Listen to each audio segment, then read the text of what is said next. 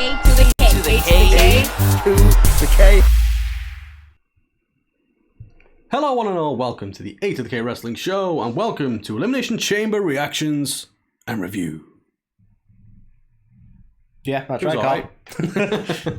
It was alright. No, Yeah, well, you know, it was enjoyable. It was enjoyable. I know there's some things that you weren't overly thrilled with, let's say. there's going to be some hot takes, if you will. Might as well call this backlash. But no, overall, I would say it was a hit. Yeah. Yeah, fair. Yeah. Fair. Some matches, you put Fair. an S in front of it. That's my exact opinion. Oh, savage. I could. Right, well, let's talk about it. Let's talk about it, shall we? let's talk. Let's talk about it. First, with the first match of the night, which was the Women's Elimination Chamber. And it was an interesting setup, to say the least. Yes. Not, I was going to say not a surprising result, but then I don't actually think I made the right call here. Correct me if No, I'm you wrong. did not. So, So we had this kind discussion. of. You thought with your heart, and I thought with me head. We did. This is the debate we had. Normally, I think with me, but yeah, Yeah. So I picked Liv, didn't I? you did. You picked Liv, and 'Cause I thought she earned that, she did earn it. but WWE did not. Well, it was I fascinating. kid, of course. It was fascinating. So they started out. One bugbear I have about Elimination Chamber Go on. is the way that they have to go around to every chamber and like look at the participants or bang on the glass, and it's like, yeah, we get it. They're in glass chambers. Yeah. Like that went on a lot, I think, in these matches. Like, after all these years, we get the concept. Exactly. But I think starting the match from memory, if it serves me correctly, was Natalya and Liv. So the think fact you're that right. Liv started it was fascinating. But to be fair, and it's not biased, but I think she's just fucking dead good. She is so good. I think she's definitely earned the credibility now. Yeah, she was the standout performer, I think, in this match. Again, obviously starting off the match similar to the Rumble, came in at number 2, and again coming up short, unfortunately. But I mean, she's always been short. well, yeah, there is that. But I don't know. She had some of the biggest spots in the match, like the dive and sunset flip, which was just next level. And no offense to women's wrestling, especially in WWE, but they don't have the opportunity a lot of the time to do stuff like that, spots like that. You just don't. Do it, Carl. Don't pull on the thread. But like to be fair though, it's like normally they just don't get the I know what opportunity you to mean. do like Yeah. huge like spots like that. And I I agree. think Liv absolutely, it's probably the best spot of the night. To be fair, everyone will go on about the Gargano and Seth Rollins spot from the men's chamber, but the Liv spot was better for me. But yeah, so Is that just because it involved Liv? maybe. But yeah, I don't know. She was just fantastic again in this. Her and Natty started off with like proper, aggression, like throwing each other Ruthless face first. aggression? No. Pretty ruthless, yeah. Into the chamber, and bit brutal, if you will. But yeah, it was just an interesting way of events unfolding for Liv to get eliminated so soon. I thought she would make it. I mean, at the very least, I thought we were going to get, a final 3 at least, kind of thing. But Yeah, it just didn't seem to happen. And it's like, no offense to the other competitors in the match, but I think once Liv had gone, you kind of knew it was going to be Asuka. I think this is the trouble, because we were saying like how many of them were obvious fodder that weren't going to win. No offense to them, they're all very talented, but how many were obviously there to fill the chamber out? Yeah, like too many, sadly. Yeah, it's like, I mean, there's no way, especially after a long hiatus, there's no way Natty was going to come back and straight away be headlining Mania against Bianca Belair. Exactly. So Similar to Carmella, isn't it? Yeah, I mean, Carmella, I think I argued last time, you could maybe make an argument for, because she had been away, she's come back, she's a heel, she'd be a good foil for... She Bianca, would, but it'd be a risk for Mania, because it's like there's been no real build, so you don't know how the crowd are with her. Yeah. So you bring her back to win to go to Mania. Like, it just didn't seem like a risk they would take. No.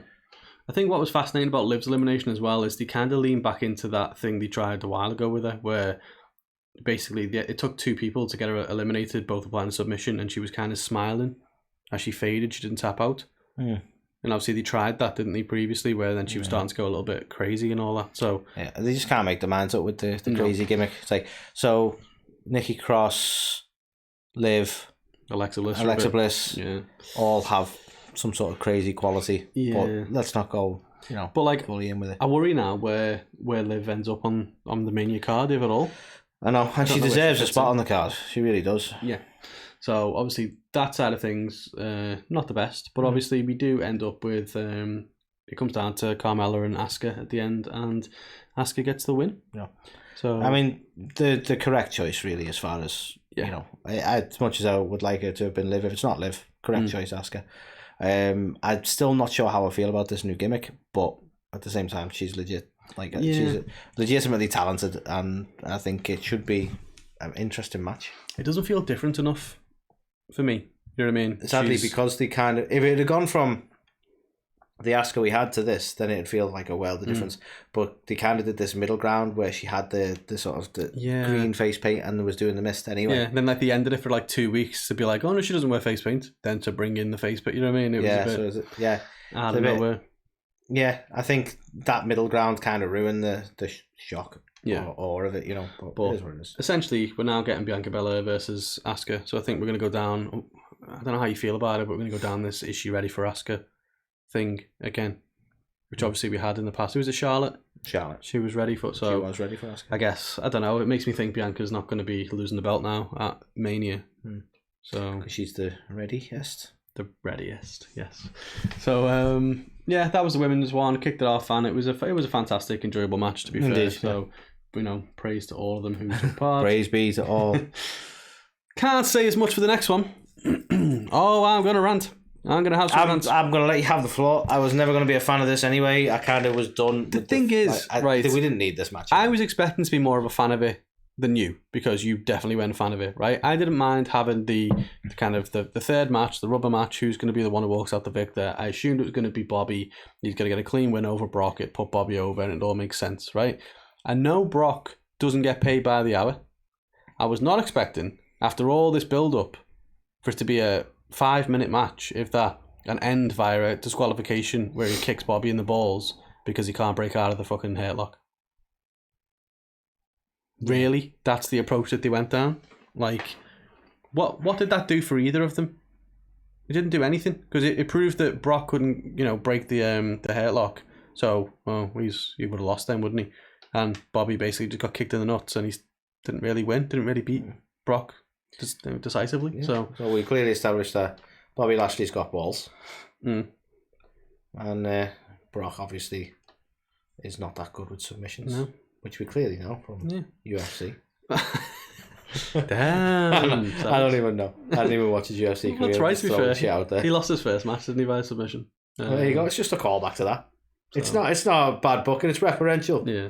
First fight. I don't think they call them matches in UFC. He's lost his first fight.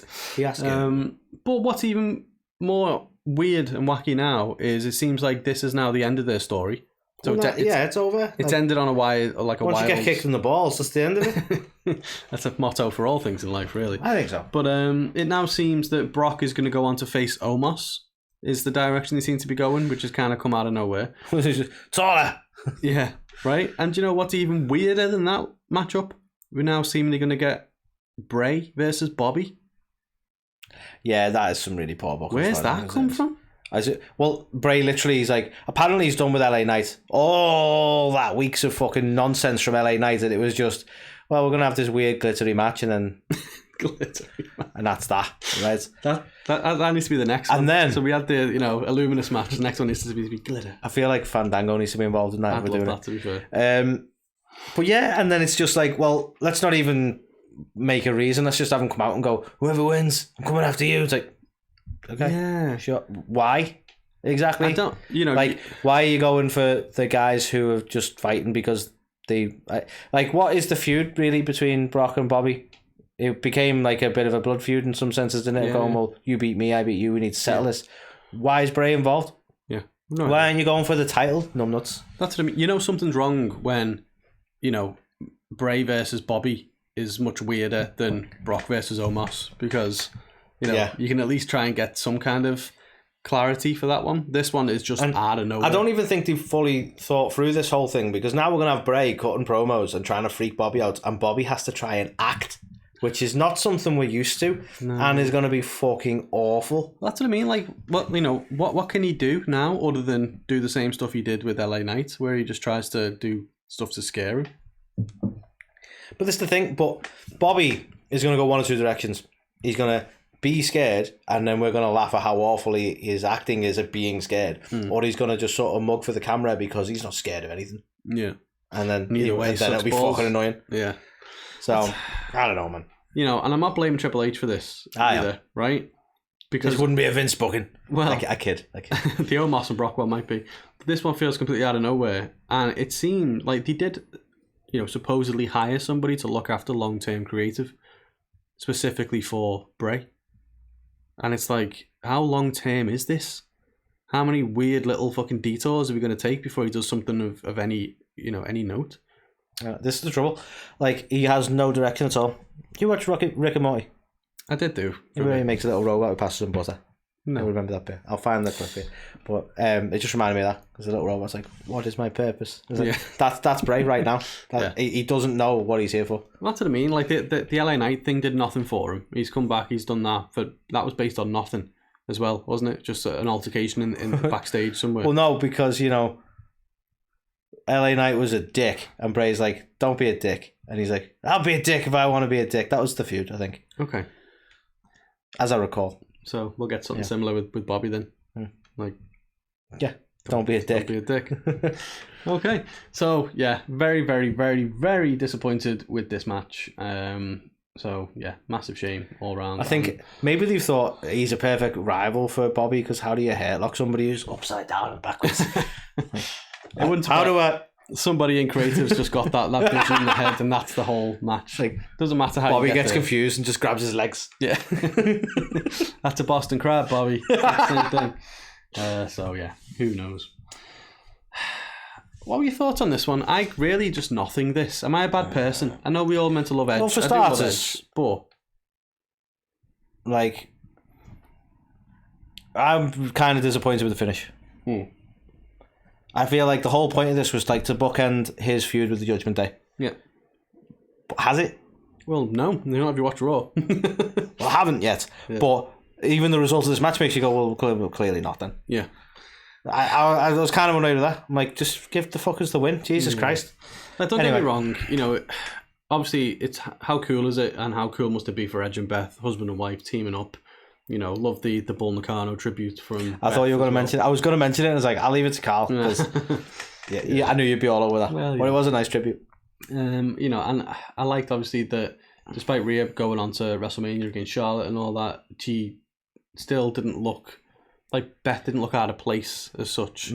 But I don't Although this is where they fucked themselves up a little bit, wasn't it? Because you couldn't have Rhea take a loss here, really. Well, I think we both called that, didn't we? We were like... Because I think a lot of people thought Finn and Rhea were going to win this for that reason. And we were like, no, surely Edge and Beth will, be the ones who come out of the feud. But it'll be Finn who takes the loss. Yeah. And Finn takes the pin. As luck would have it, that is how it transpired. But yeah, you've not seen Raw. And essentially... in the main event of Raw following this, so in the post-match press conference, spoilers for the next match we'll talk about, but Austin Theory called out, had an open challenge for the US title, and it was answered by Edge in the press conference. So on Raw, we had Edge versus Theory for the belt, and basically Judgment Day. On this day, I see Theory. Yeah, look at that. And yeah, so Judgment Day got involved, and Finn Balor basically did a few coup de grace, or whatever they call them, coup de grace. Coup de grace? Coup de grace? Coup de grace? I don't know. So, coup de grace. Coup de grace? Coup de grace? Coup de grace. Do the raw? Do the raw.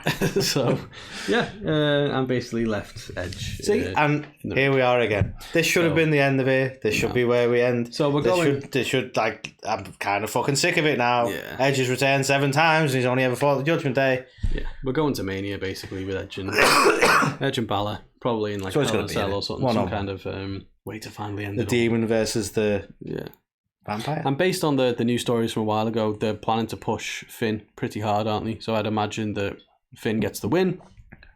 Do that. And Edge goes away again, like he does. And he sends him right back into retirement. Yeah. Has anyone ever retired more than Edge? I mean, it's interesting.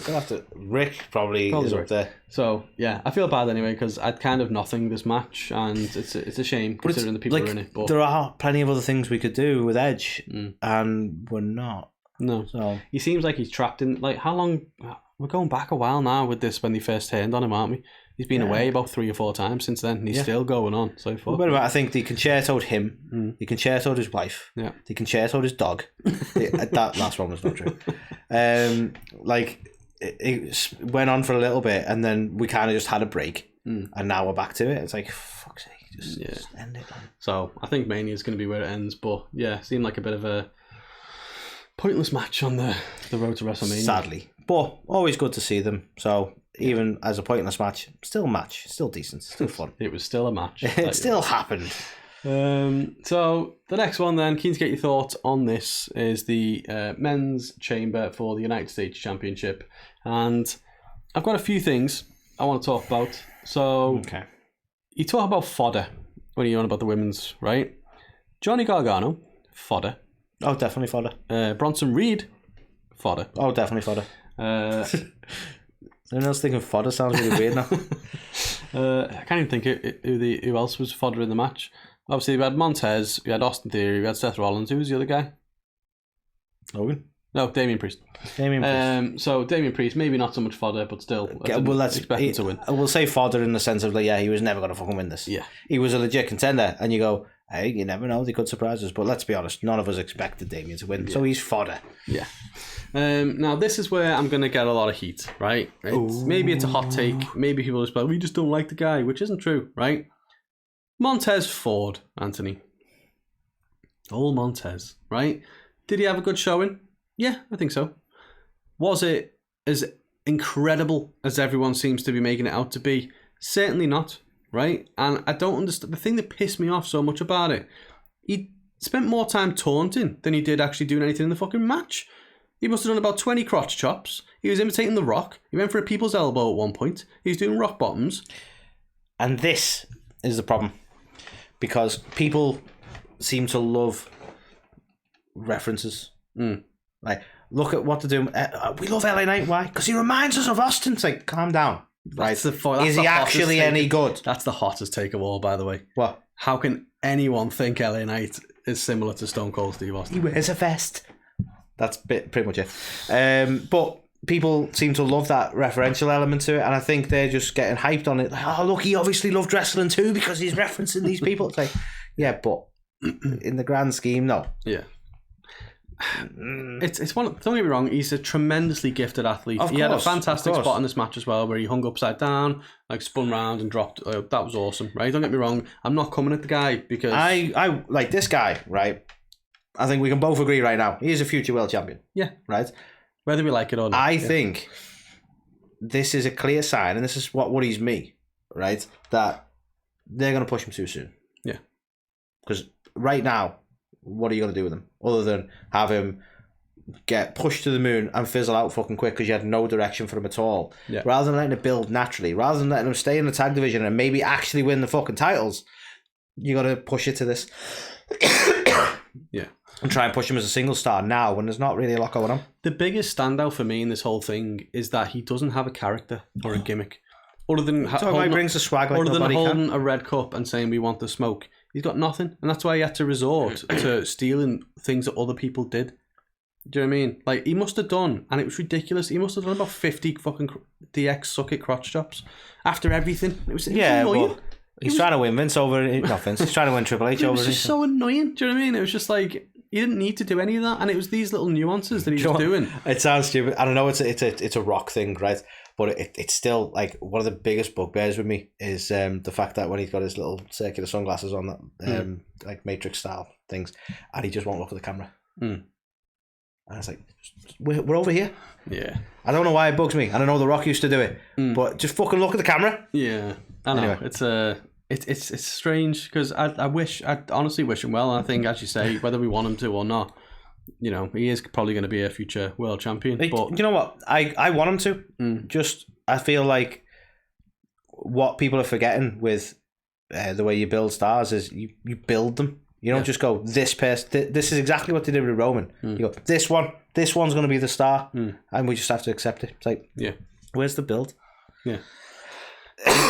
Even The Rock had to build up. Yeah, it does feel a bit out of nowhere. But speaking of things that came out of nowhere, a wild Logan Paul appeared. Looking just like a fucking Pikachu. Such a fucking Pokemon, isn't he? Yeah. Hurt himself in confusion. Well, that's what he did when he fought Roman, anyway. Yeah. I think it was pretty obvious that we were going to see something like this with Mania around the corner, and obviously the stuff that happened with Rumble and Rollins and Paul in that as well. So I think we were going to see something. The injury angle. Deep sigh before you said Paul. Well, the injury angle and the whole we had to open the cage. And okay, something's happening here. So you could tell straight away. So unfortunately, it was it was telegraphed, which it would have been better if it was a full surprise. What are you looking at with those just beautiful eyes? The image is just it looks like he's having a hell of a time. Oh yeah, sweet. So yeah, I can't decide if it's I don't even look like we're caught in mid-move. It's he's I'm here. Fucking love it. Sorry, just frolicking in the table. But yeah, he hit. You could literally put that image where he's just going through a field and it would work. That's gonna be done. That's coming up soon on social. But yeah, so.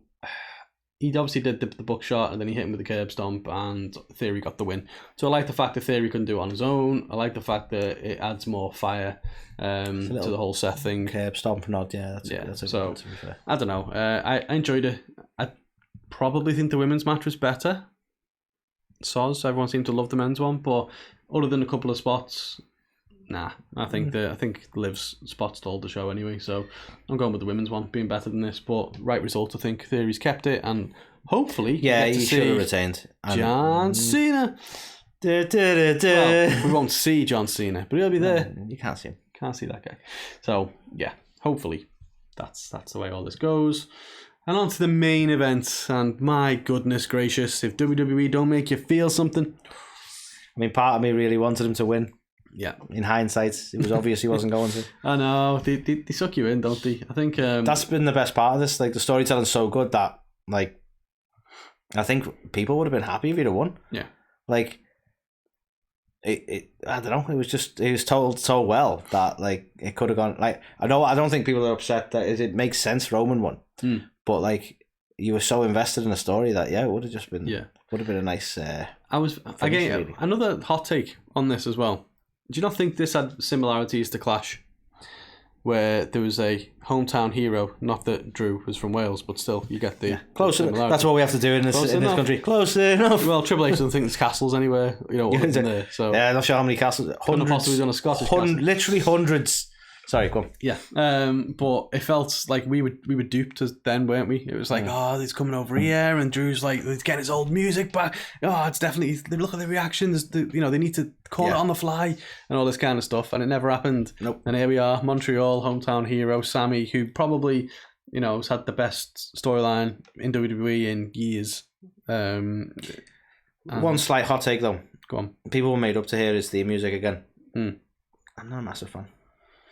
Yeah, I get that it's synonymous with him now. So when it was that music, it was hey, and I think it was actually before Elimination Chamber he brought it back. I don't mind it, especially with the crowd because they all get involved. Well, of course, yeah. Similar like Seth Rollins, where they all just sing his song basically. So there's no words to Sammy's music. But speaking of the Seth Rollins, have you seen that movie trailer done with the Joker? Yeah, it was pretty badass to be fair. Yeah. I liked it. I got the executed it because it is you say everyone just sings. Well, he's done a teaser any that. Riddick Moss. What's it? Rich Holland. Apparently, there's going to be one with the Brawling Brutes that's imitating 40-year-old Virgin, where he gets waxed. So that could be quite funny. But yeah, I don't know. They built it up so much, didn't they? In the whole Montreal crowd, and Sami was just absolutely on fire. And the match itself was quality, wasn't it? It went on much longer than I thought it was going to. I think I got about a good 40 odd minutes out of it, didn't he? So for someone who's the proverbial underdog in Sami, this was legit for him, wasn't it? He really proved he could hang in the main event scene, I suppose. I'm not saying that I didn't like the stuff with his wife and his kids and all, but obviously his family was at ringside. I felt like they focused on that a bit too often. He was over there every now and again. He even kissed his missus at one point, as though it was going to give him some extra powers or something. And it was it's meant to be a blood feud in the bloodline. Surely you'd be focusing on trying to kill Roman at this point. But I mean, it'd have to be scratching. Did Roman try kissing his missus? Did it give him any powers? Did you see that weird promo? You haven't seen Raw, have you? What a weird promo on Raw. With Paul Heyman, have you seen the stuff? Oh no, sorry, no. Heyman and I saw Cody. a clip of him and Kev. Ah, yeah. Sorry, their promo was good, but the Cody and Heyman promo Heyman was like obviously in his neck brace selling the aftermath of this. Yeah. And basically said, you're probably expecting me to say Roman Reigns is going to, you know, give your wife a good scene to and all that. But Roman Reigns is happily married. I'm not. And it was like... The fuck? Right, Paul? Damn, so, Paul. It was kind of weird. Like, wants right back to Paulie Dangerously, isn't he? Yeah, wants a shot. Damn. But anyway, massive digression. But yeah, so obviously it came close several times and there was plenty of near falls and the Usos got involved and I was expecting Jay to turn on him. Didn't happen. No, surprising. So I was wrong. I wonder what we're going to get there because it seems like him and KO are teaming up now. No. So again, the full promo for Raw was Kevin Owens saying that he's been fighting the bloodline on his own all this time, and that's what he's going to continue to do. Maybe you should go and speak to your buddy Jay. But isn't this ultimately though like that's the seed for them ultimately teaming up? But that's why I don't understand. This would have been the perfect opportunity where Jay finally turns on Sami because the bloodline means more to him. That's how you set up the tag match. Yeah, because them two being tag champs would make more sense than like. Well, what? Jay and Sami. What do you even call that? Jammy. Jammy. Okay. So, yeah. But ultimately, you know, after the ref taking a few bumps and different refs and all this kind of stuff, eventually Roman got the win. So it was a hard-fought contest. I think Sami, you know, he had a valiant effort. I think that the fans were just so flat, though. Like, you could hear a pin drop, do you know what I mean? It was like, oh, fuck. And you could see it was just all over Sami's face in the post-match press conference. I don't think he's that good of an actor to, you know, come out and pretend to be that way. But he was basically like, I actually genuinely feel like I let the fans down. Obviously, I really wanted to win it. And I felt like they weren't just sad about the story. They were actually heartbroken that I didn't win. So he felt awful. And it came across that way, to be fair. The fans, they just believe too much, I think. Yeah. Which, being from Montreal, never believe again. You should know better. When was the last time the Montreal Canadiens were screwed again? Yeah. So yeah, but all in all, what a fantastic main event! What a fantastic story! And how do you feel about the fact that they didn't like specifically do a screw job, which I think some people were expecting that to be the finish? I'm surprised. Do you feel like that was more tasteful not to though? Maybe. Or do you feel like enough time's gone that they could have done it and it wouldn't have been too annoying? I mean, it depends. If they would have pulled an actual screw job where, you know, they rang the bell, you know, very similar to the whole Brett Shawn thing, then maybe that's a bit too on the nose. But a screw job in the sense of Jay turning on Sami would have poetically been amazing. I think, and set up a lot of things. So that could have been the kind of screw job they went for. Yeah, well, it wasn't. Yeah. And then obviously Kevin Owens comes down. Yes, he does. Not to help Sami win the match beforehand, but after the match he comes down, you know. To stun people. What a great friend that is, you know, just help him win. But yeah, as have a title. As he said on Raw though, he didn't want Sami's family to have to witness him getting beaten up like his family did, you know, and that was Sami's fault and all that good stuff. So still plenty of layers to this story in terms of where it goes. So yeah, seems like the likely outcome is going to be a tag match at Mania, but I don't know how they get there at this point. But all in we'll get there. all, we'll get there. Solid premium live event, not pay-per-view. Premium live event. Solid. Quite right. You were quite right, Carl. And you know what? I'm made up that they had purpose for the chambers. It wasn't just like, let's put a world title match in there for no reason. You know what I miss? Go on. The mystery chamber. Remember the mystery chamber? What's in the mystery box? No. When they used to have one that was like blanked out occasionally. Oh god, like, yeah. Who could that be? Yeah, but it never really ended up being anyone amazing, did it? It doesn't matter. Like it's a mystery. You know what I mean? Like it fucking someone who's unsigned makes the debut. Like that's. It's like it's like the Royal Rumble. Sometimes you get a surprise and it's a good surprise. Sometimes you get one that's not. This is true, but yeah, I don't know. I like that they went a different angle and they tried to put one of the mid-card titles over and also set up the other women's match. It is a bit different, yeah. So props for that, and props for all the storytelling for the Bloodline stuff. So the road to WrestleMania is very much on. This is the first time I think we've had like pay-per-views in between Rumble and Mania where they've actually been decent and not just like, well, what do we do to kill time? Like it feels like it's been years since we've actually had some story and some purpose going on. Exactly. So whether that is Triple H and he needs a lot more credit than I'm giving him or what, I don't know. But nah, Vince is back. It's Vince.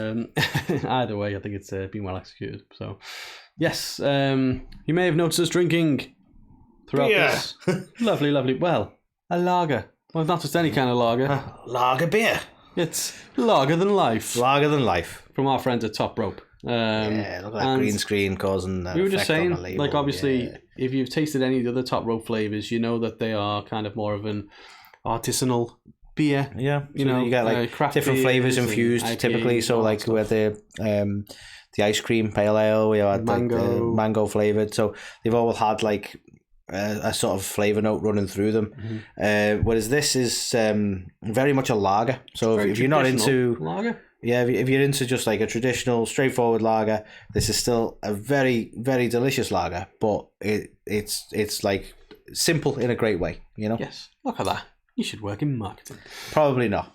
So why don't you try it for yourself anyway? Get yourself 10% off with our code A2theK10 at topropebrewing.com. You can also get yourself some of our latest merch. Nancy's wearing an absolute classic here, Whiskey and Wrestling, one of the originals with the old just says whiskey because I'm not standing up. Well, exactly. Trust me about the rest. Yeah, it says something else you don't want to say. Whiskey and frisky. Sorry, come. Frisky after whiskey. So yeah, you can obviously get all our designs of Pro Wrestling Tees, including our latest designs from our friends Alt Wrestling Tees, who you can find on Instagram. And Anthony, why don't you tell people about Pro Wrestling TV in case they're not watching us on Pro Wrestling TV right now? No. Okay. No, I'm kidding. Pro Wrestling TV, Carl, is a fantastic. Well, in this country, it's an app you can find on your Fire TV, your Android TVs, on your phone, wherever you find it. I believe they have a linear cable channel over in the States. And they are wrestling content 24/7, Carl. We have recently signed... We have? No, they have recently signed MLW, so the exclusive home for MLW's... I wonder why I'm broke. The exclusive home for MLW shows. We also have the wonderful local lads TNT. We have Women's Wrestling Army, Ray Canellis' vehicle. We also have other great talk show. Sorry, I was going to move on from the wrestling stuff. There's tons of wrestling stuff. That much you have to move on from here. New South, AAA, etc. Right, but there's also other great talk show related content. So you have us, you have other British lads who you may have heard of, What Culture, you have Bell to Bells, Alicia a Toot. You have also, for fuck's sake, also, why do I keep doing that? You have like some documentary style content as well. I believe there's some behind the scenes stuff for CYN. They also had Sadomania, which I've recommended more than once. Fantastic watch. Fanship to friendship with Hulk Hogan. All about Hulk Hogan. Oh no, that one actually works. Yeah, it does. You can say that one. But honestly, just tons of... If you're a wrestling fan, there's something on there for you and you should check it out. Absolutely. But if you are watching us on YouTube right now, we do appreciate it. Make sure you hit that subscribe button. Don't press the notification bell. Don't want to bother you with that. Every week. Just remember. Yeah, just remember. We record on a Wednesday. It's out by Thursday. Check us out whenever you can. But yeah, leave us a comment. Let us know. How did you find Elimination Chamber? Did you enjoy it? Do you think I'm a massive bellend for my take on Montez Ford? Only for his take on Montez Ford. You're not allowed to just go freeform. Well, you can if you want. Free world, free country. So yeah, make sure you check out our other segments this week, and we will see you on the next one. Bye.